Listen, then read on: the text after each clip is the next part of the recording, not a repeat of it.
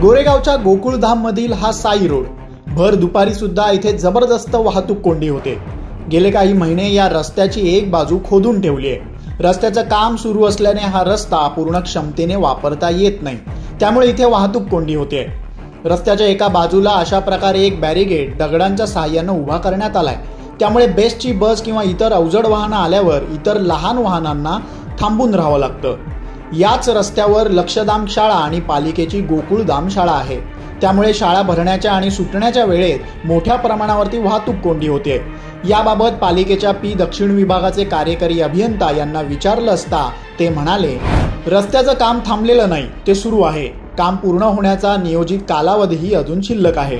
संपूर्ण रस्ता एकाच वेळी खोदून तिथे महिने काम चालणार असेल तर किमान वाहतुकीच्या नियोजनासाठी उपाययोजना करणं गरजेचं आहे, अन्यथा स्थानिकांमध्ये प्रशासनाबद्दल नाराजी वाढू शकते। लोकमत मुंबईसाठी नमिता धुरीचा रिपोर्ट, गोरेगाव।